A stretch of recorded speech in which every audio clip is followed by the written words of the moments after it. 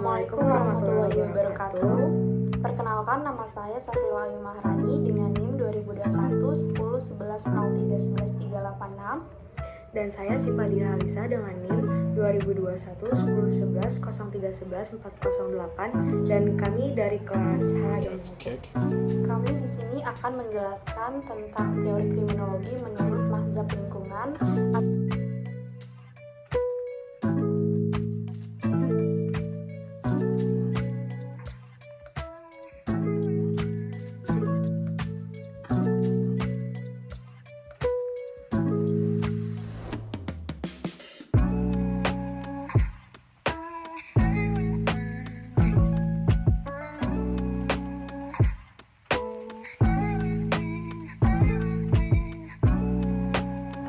Di sini saya akan menjelaskan mengenai tinjauan singkat tentang kejahatan dan kriminologi.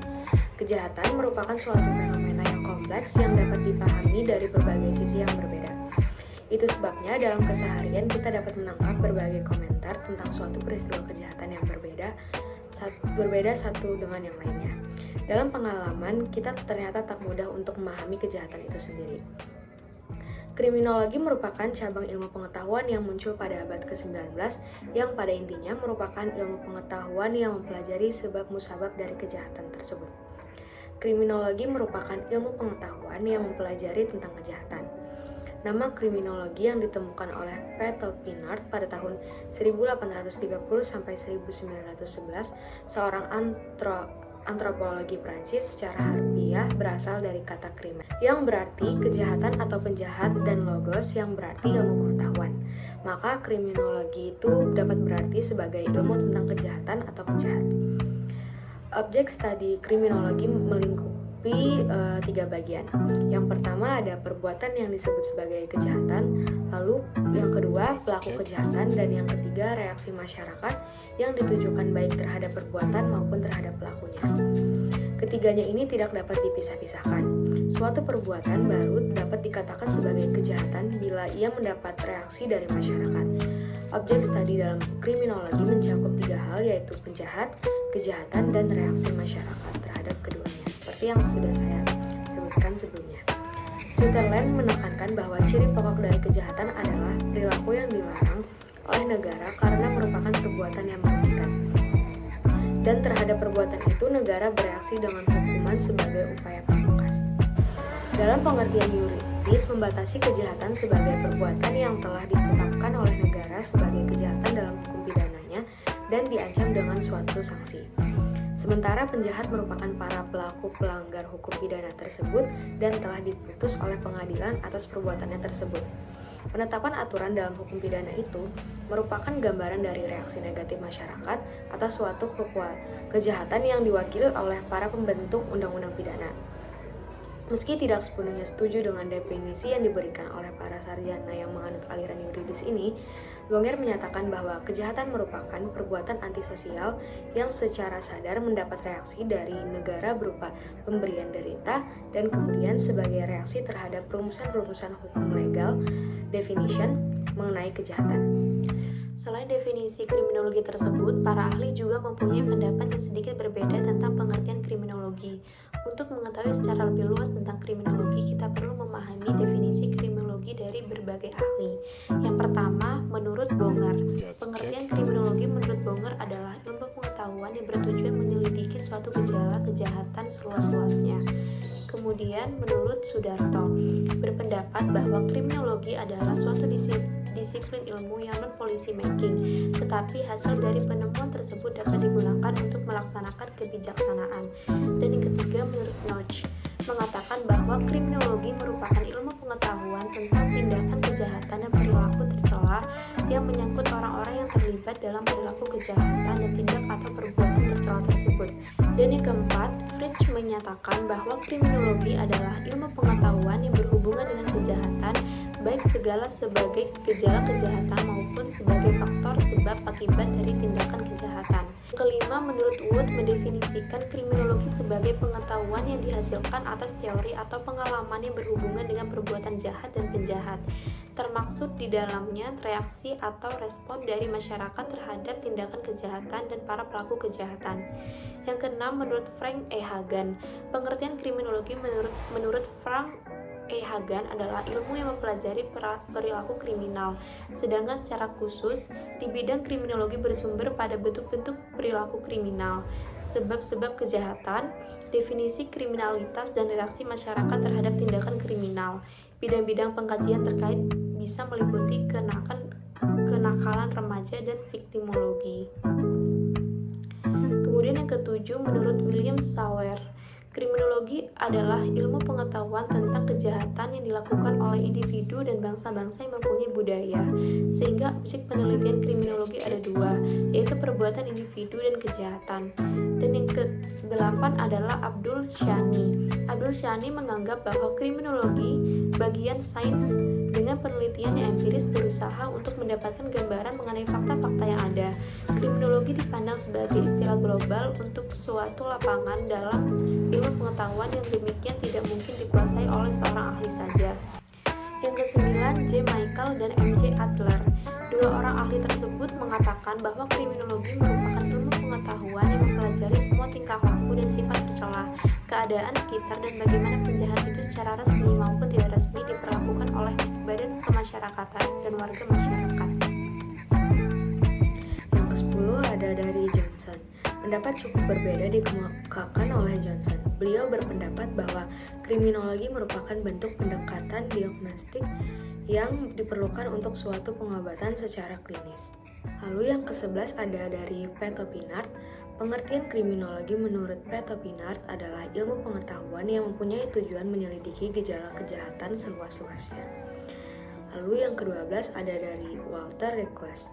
Kriminologi merupakan suatu pemahaman ketertiban individu dalam tingkah laku, delinquen dan tingkah laku jahat, dan pemahaman bekerjanya sistem peradilan pidana. Lalu yang ke-13 ada dari Muljatno. Kriminologi menurut Muljatno adalah ilmu pengetahuan tentang kejahatan dan perbuatan jelek, serta tentang orang yang berada pada kejahatan dan perbuatan jelek tersebut. Yang ke-14 ada dari Sujono Dirjosisworo.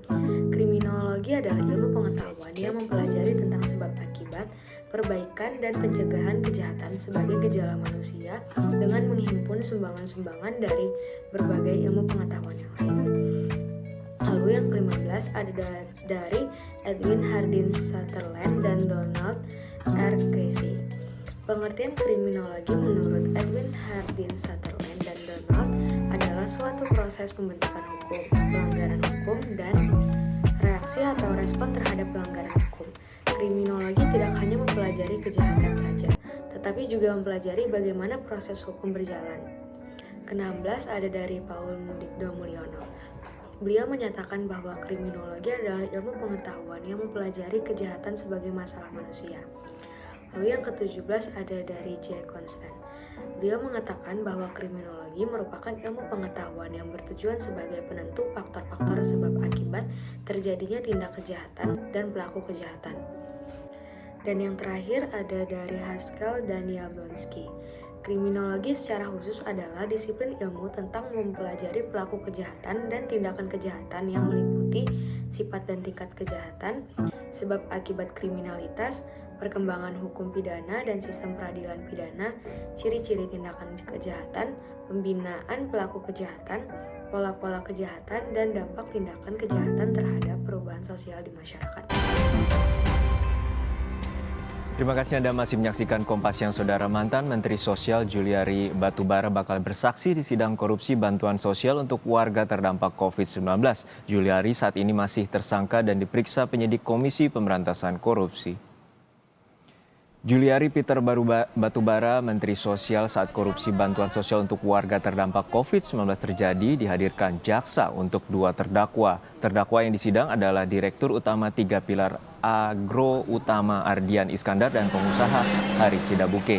Juliari yang menjadi Menteri Sosial diduga menerima suap dari setiap barang bantuan pemerintah untuk warga terdampak COVID-19.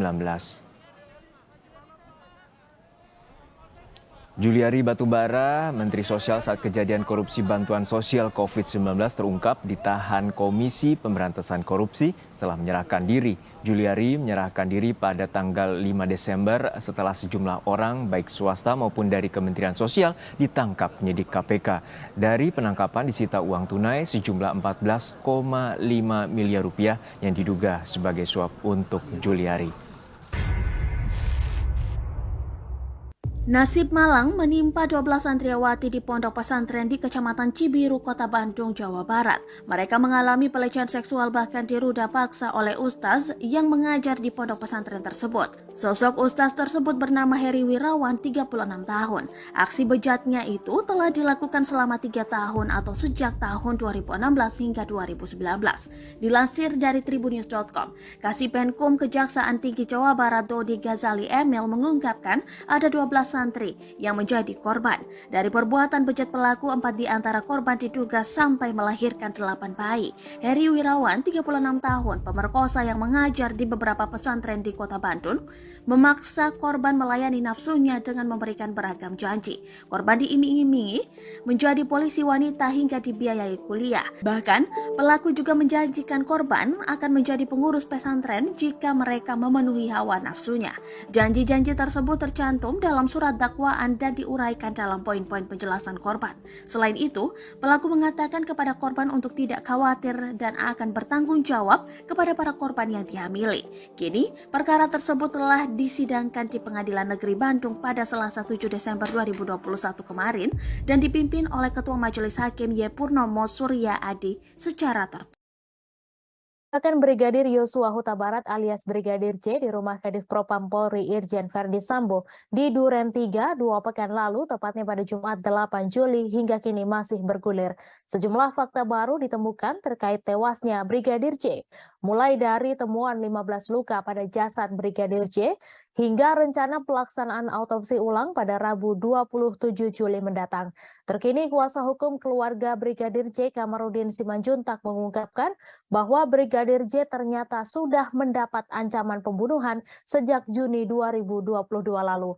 Kendati demikian, Kamarudin Simanjuntak tak mengungkap siapa pihak yang disebut mengancam Brigadir J. Bahkan akibat ancaman serius yang diterima Brigadir J pada bulan Juni itu, Kamarudin Simanjuntak mengatakan Brigadir J sampai menangis. Ancaman terakhir pun diterima Brigadir Yosua saat berada di Magelang, di mana saat itu Brigadir J sedang mengawal atasannya pada Kamis 7 Juli. Ia menyebut ancaman itu ada dalam rekaman bukti elektronik. Dalam rekaman tersebut, Brigadir J diancam apabila naik ke atas maka akan dihabisi atau dibunuh. Namun soal makna naik ke atas yang dimaksud ia belum mengetahuinya. Kemudian tentang siapa yang memberikan ancaman juga Kamarudin belum menyebutkannya.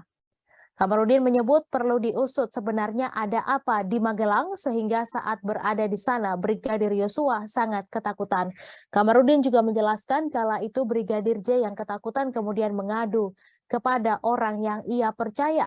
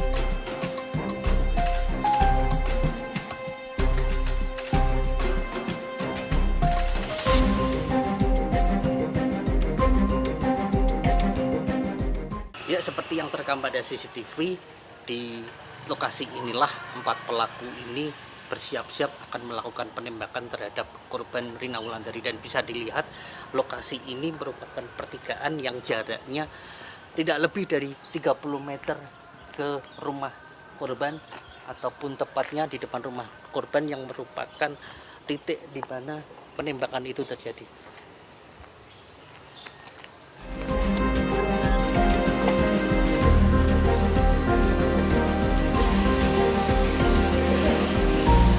Budi Jaya menyebut sepanjang tahun 2020 terdapat 2.336 kasus kejahatan yang terjadi di Bandar Lampung. Angka ini meningkat 31% jika dibandingkan dengan jumlah kasus yang terjadi di tahun lalu. Tindak kriminal yang terjadi diantaranya didominasi kasus penipuan sebanyak 464 kasus dan aksi pencurian sepeda motor sebanyak 77 kasus. Tadi yang saya sampaikan tadi dirilis, yaitu kita meningkatkan FKPM itu, Forum Komunikasi Polri dengan masyarakat itu. Tapi tentu saja keikutsertaan masyarakat itu yang paling penting. Ini juga dengan Pemkot itu selalu berusaha maksimal. Nah, salah satunya dengan FKPM. Sehingga nanti kita gerakkan kerjasama seluruh stakeholder untuk antisipasi mulai dari preemptif, preventif sampai dengan represif untuk pengungkapan terutama kasus curanmor ya. Angka kriminalitas yang merangkak naik tentu perlu disikapi secara serius oleh pihak keamanan. Profesor Sunarto, kriminolog Universitas Lampung, menilai aksi dan tindakan kriminalitas yang terjadi perlu peran aktif aparat keamanan.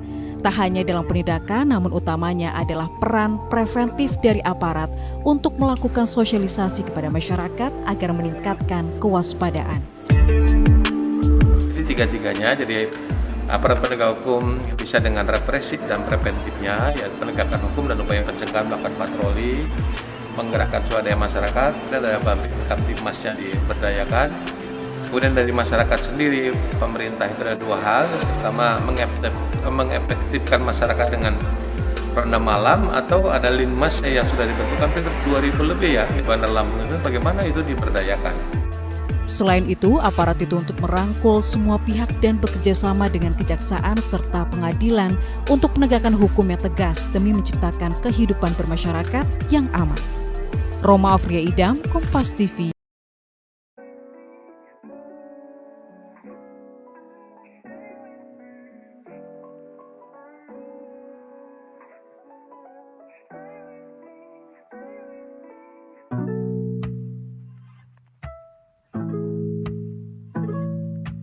Materi berikutnya mengenai tinjauan singkat mengenai mazhab positif Italian dan mazhab lingkungan dalam memandang persoalan kejahatan. Di sini saya akan menjelaskan mengenai mazhab positif Italian dalam memandang persoalan kejahatan. Dalam khazanah kriminologi, orang tidak akan pernah melupakan seorang sarjana bernama Cesare Lombroso, seorang dokter kelahiran Italia yang mendapat julukan Bapak Kriminologi Modern. Biasanya bukan karena teori born kriminalnya yang terkenal, tetapi karena Lombroso merupakan orang pertama yang meletakkan metode ilmiah rational science thinking and experiment dalam mencapai penjelasan tentang sebab kejahatan serta melihatnya dari banyak faktor. Dalam perkembangan teorinya ini, Lombroso mendapat kenyataan bahwa manusia jahat dapat ditandai dari sifat-sifat fisiknya. Lombroso menggunakan posisinya sebagai dokter militer untuk meneliti 3.000 tentara melalui rekam medis atau medical record-nya. Berdasarkan penelitiannya ini, Lombroso mengklasifikasikan penjahat ke dalam 4 golongan, yaitu yang pertama yaitu born criminal, yaitu orang berdasarkan pada doktrin atavisme tersebut. Yang kedua insane criminal, yaitu orang-orang yang tergolong ke dalam kelompok idiot atau imbecile atau paranoid.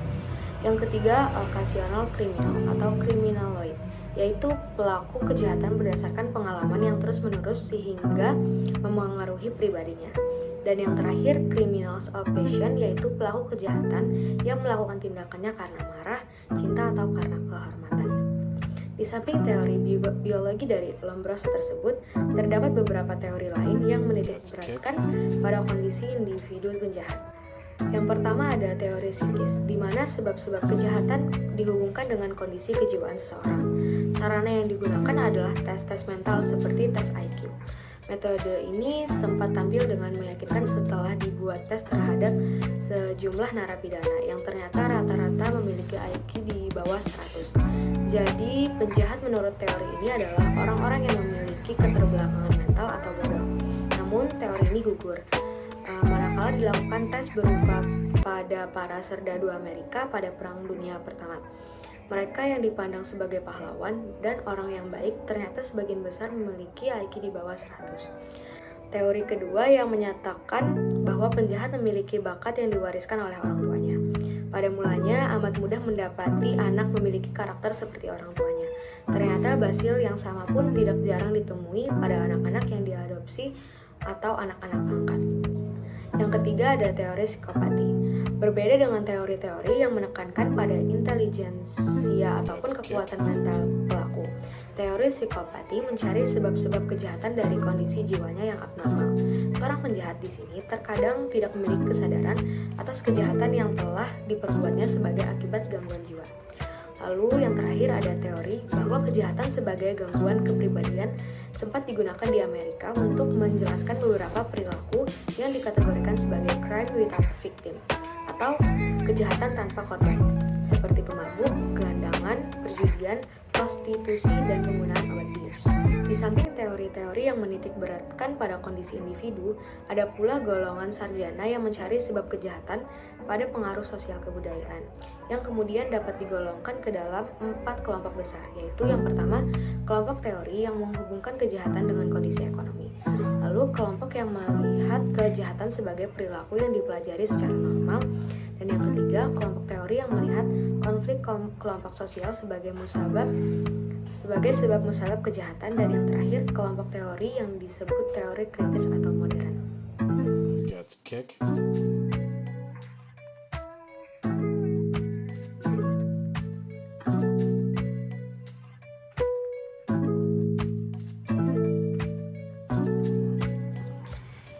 Saya akan menjelaskan tentang mazhab lingkungan dalam memandang kejahatan.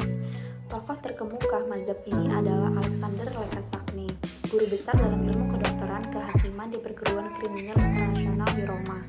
Ia menentang Lombroso dengan menyatakan bahwa kejahatan dan penjahat dibentuk oleh lingkungan sosial, bukan dibawa sejak lahir.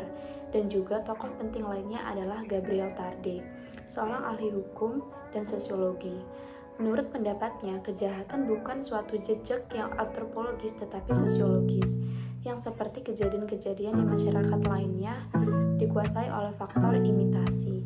Menurut mazhab ini, seseorang melakukan kejahatan karena dipengaruhi oleh faktor-faktor lingkungan atau oleh faktor-faktor yang ada di sekitarnya. Tokoh terkemuka dalam mazhab ini adalah Alexander Lekatsky, seorang guru besar ilmu kedokteran kehakiman di Perguruan Kriminal Internasional di Roma. Dalam ajarannya menguraikan bahwa keadaan sosial di sekeliling manusia menimbulkan terjadinya embrio kejahatan.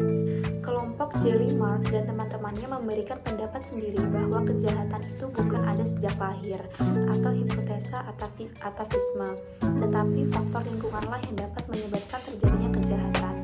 Pada Kongres Antropologi Kriminal kedua di Prancis, beliau mengemukakan pendapatnya, yaitu menolak ajaran Cesar Lombroso, kemudian membuat suatu panitia untuk melakukan penelitian tentang kebenaran dari ajaran Cesar Lombroso dengan cara melakukan penelitian dengan membandingkan secara antropologi. Ternyata hasil dari penelitian tersebut dapat dibuktikan teori Cesar Lombroso tidak mengandung kebenaran.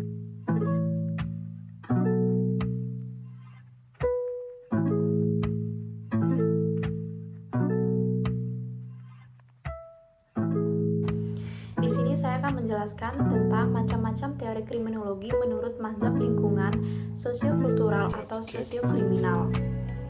Menurut mazhab lingkungan sosial kultural atau sosial kriminal, mazhab lingkungan ini dibagi menjadi beberapa bagian. Yang pertama, lingkungan alam, tokohnya Montesquieu. Yang kedua, lingkungan sosial, tokohnya Alexander Lekatsky, Gabriel Tarde, Edwin Hardin Sutherland, dan juga M. de Bis. Dan yang ketiga, lingkungan ekonomi. Tokohnya Filippo Turati, Napoleon Colagiani, dan William Adrian Bonger. Lekasakna mengatakan bahwa keadaan sosial sekeliling pemilihan untuk kejahatan, sedangkan Tarde mengatakan bahwa kriminalitas bukan gejala antropologis, melainkan karena gejala sosial seperti juga yang lainnya, gejala sosial yang dipengaruhi oleh imitasi. Tarde juga menambahkan bahwa semua perbuatan penting dalam kehidupan sosial dilakukan di bawah kekuasaan. Keadaan di sekeliling bukan suatu pemberian suatu kejahatan, hukuman suatu penjahat, atau misteri yang baru mempunyai arti apabila menemukan perbandingan yang membuatnya berkembang. Menurut mazhab lingkungan ekonomi yang mulai terpengaruh pada abad ke-18 dan permulaan abad ke-19, bahwa keadaan ekonomi yang menyebabkan timbulnya perbuatan jahat. Semisal Filippo Turati menyatakan bahwa kita bukan hanya kekurangan dan kesengsaraan saja yang dapat menimbulkan kejahatan, tetapi juga didorong oleh nafsu yang ingin memiliki dan berhubungan erat dengan sistem ekonomi. Pada waktu sekarang yang mendorong kejahatan ekonomi. Di sisi lain, Napoleon Colagiani menyatakan bahwa timbulnya kejahatan ekonomi dengan gejala patologis sosial yang berasal dari kejahatan politik mempunyai hubungan dengan keadaan kritis. Ia menekankan bahwa antara sistem ekonomi dan faktor-faktor umum dalam kejahatan mendorong memberikan diri sendiri yang mendekatkan pada kejahatan. Objek utama sosiologi kriminal adalah mempelajari hubungan antara masyarakat dengan anggotanya, antara kelompok baik karena hubungan tempat maupun etnis dengan anggotanya, antara kelompok dengan kelompok, sepanjang hubungan tersebut dapat menimbulkan kejahatan. Suatu masyarakat dapat dimengerti dan dinilai hanya melalui latar belakang kultural yang dimilikinya, norma-norma dan nilai-nilai yang berlaku. Masyarakat memiliki tipe kejahatan dan penjahat sesuai dengan budayanya, moralnya, kepercayaannya, serta kondisi-kondisi sosial, politik, ekonomi, hukum, serta struktur-struktur yang ada. Dalam mempelajari tindak penyimpangan sosial atau kejahatan dapat melalui dua cara pendekatan, yaitu melihat penyimpangan sebagai kenyataan objektif. Dalam pendekatan ini dapat menyimpulkan tindak penyimpangan didasarkan pada gambaran tentang norma dan nilai-nilai yang berlaku di masyarakat dengan mendasarkan pada asumsi-asumsi tertentu. Pertama-tama diasumsikan adanya konsensus dengan nilai-nilai atau norma yang berlaku di masyarakat, sehingga dengan mendasarkan pada asumsi nilai atau norma tersebut, maka secara relatif mudah untuk mengidentifikasi pelaku penyimpangan atau kejahatan. Kondisi penegakan hukum yang selektif merupakan gambaran dari cara kerja kebanyakan penegak hukum, sehingga kategori-kategori tertentu cenderung untuk diberi cap sebagai penjahat dan dikenai sanksi. Penyimpangan sebagai problematik subjektif. Pada cara pendekatan ini, fokus studinya pada batasan sosial dari pelaku kejahatan, karena perlu diketahui bagaimana perspektif dari orang-orang yang memberikan batasan pada seseorang sebagai pelaku penyimpangan sosial. Yang menjadi tujuan pada pendekatan ini bukan mencari jawaban atas ciri-ciri pelaku atau perbuatannya, tetapi masalah pembentukan persepsi tentang kejahatan, sehingga pertanyaan pokok bukanlah siapakah penjahat, melainkan bagaimanakah kelompok memberi batasan penjahat dan kejahatan. Dengan demikian, penjahat dan kejahatan adalah masalah batasan sosial. Penyimpangan sebagai proses interaksi karena membutuhkan tindakan-tindakan penegak hukum dalam menunjukkan bekerjanya pemberian sanksi sosial kepada orang lain. Apabila ini berhasil, maka keadaan ini akan merubah hubungan dengan orang yang bersangkutan untuk waktu-waktu yang akan datang. Pada proses ini diperlukan kondisi-kondisi tertentu yang dapat dimulai proses pemberian cap, seperti kejadian-kejadian yang tidak bisa secara jaringan hubungan sosial. Proses pemberian cap ini dapat digambarkan sebagai berikut. Siapa pemberi cap kepada siapa, atas dasar apa, bagaimana caranya, sebelum atau sesudah tindakan tersebut, di hadapan siapa saja, apakah akibat atau pengaruh dari pemberian cap tersebut. Proses pemberian cap dipandang berhasil apabila pemberi cap, masyarakat, dan orang yang diberi cap mengerti dan menerimanya, sehingga akan berpengaruh pada semua hubungan di masa-masa selanjutnya. Pemberian cap secara efektif apabila diberikan dari atas ke bawah daripada sebaliknya. Cap negatif pada umumnya lebih cepat diterima daripada pemberian cap yang positif.